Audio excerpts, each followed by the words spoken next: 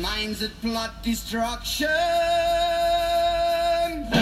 sorcerer of death's construction. In the fields of bodies burning, as the war machine keeps turning, death and hatred to mankind, poisoning their brainwashed minds. Oh, Lord, yeah. All right, so let's white knight some more. Y'all done white knighting, huh? You done getting all over yourselves? You gotta go wipe up with a napkin? Oh, cool. Well, let's get back on with actual liberty. So, I was reading this article. Goldfish memory. Is 3-second goldfish memory a myth?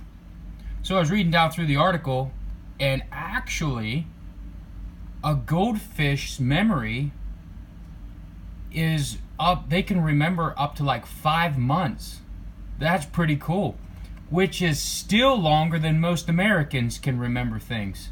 That's incredible. I think it should say, American memory? Is 3-second American memory a myth? And it should be like, no, fact. So, back in the day,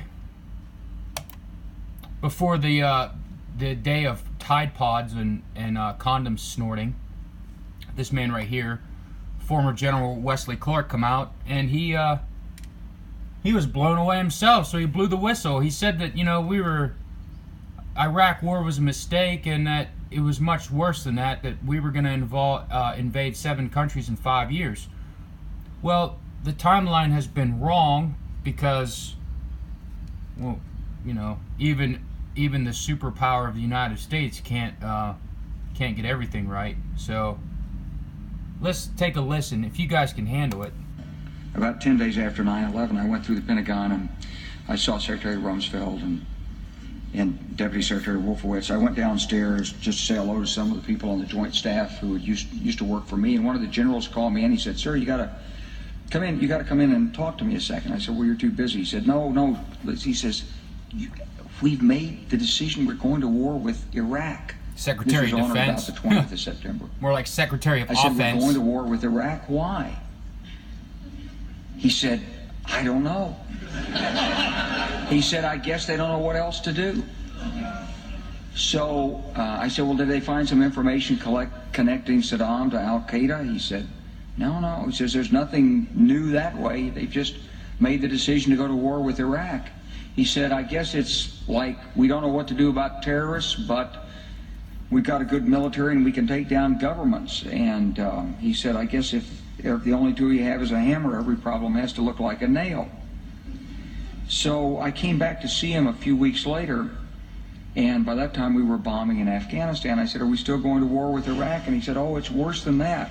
He said, he reached over on his desk, he picked up a piece of paper, he said, I just got this down from upstairs," meaning the Secretary of Defense office today, and he said, "This is a memo that describes how we're going to take out 7 countries in 5 years, starting with Iraq and then Syria, Lebanon, Libya, Somalia, Sudan, and finishing off Iran." Well, like I said, the timeline is a bit off, and the countries in order are a bit off. We're seeming to leave Syria and Iran for the last 2. But now we get a scumbag that's being nominated for the Secretary of State. Now let me be very clear, ladies and gentlemen. If you believe that this swelled up, toad-looking scumbag warhawk is any different than Hillary Clinton, I got some bad news for you. He's much of the same. Senator Rand Paul blasts him on this one a little bit, and I'm enjoying it. But you're still a scumbag, Mike Pompeo. So let's have a listen. Asked with Senator Kaine a little bit about whether or not the president has the authority to bomb Assad's forces or installations in Syria, and you mentioned historically, well, we've done it in the past. I don't think that's a complete enough answer. I mean, my question would be, do you think it's constitutional? Does the president have the constitutional authority to bomb Assad's forces? Does he have the authority, absent congressional action, to bomb Assad's forces or installations? Senator, let me answer directly for Sergeant Schultz, that's what you kind of look like. You're just a scumbag. The answer is no.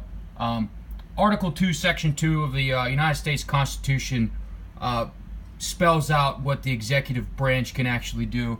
And Article 1, Section 8, Clause 11 shows what the actual declaration of war powers come from. You piece of trash. As I think I said to Senator Kane, I'm happy to repeat my view on this. Well, then do it. Those decisions are weighty. Every place we can, we should work alongside Congress to get that. But yes, I believe the president has the domestic authority to do that. He does not. I don't think that has been disputed by Republicans or Democrats throughout an extended period of time. Now, notice what he said. He does have the domestic authority to activate military on domestic soil for protection of borders.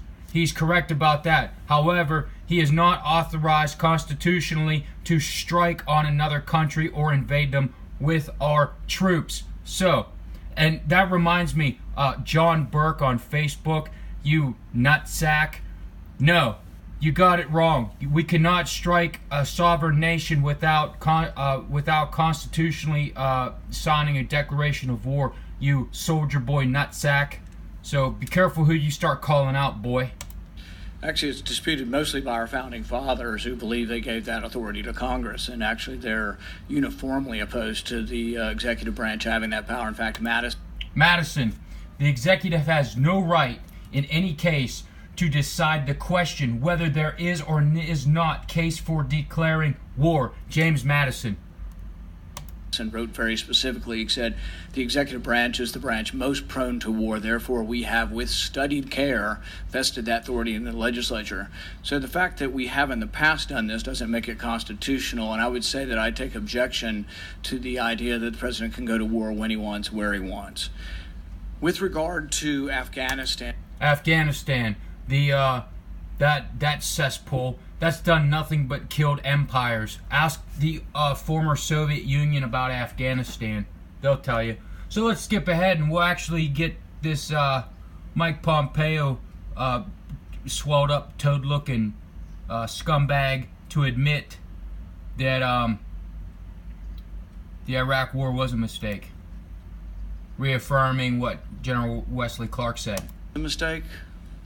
So I was running a machine shop in Kansas at the time, so I was running a machine shop in Kansas at the time. I guess I didn't have an opinion because I was just a dumb machine shop foreman, and that means I just can't have an opinion. Yeah, no, you don't want to state your opinion on here because you know people are listening, and you're nothing but a money junkie warhawk, and the people that are listening right in public right now, they can affect your checkbook there, Mr. Pompeo.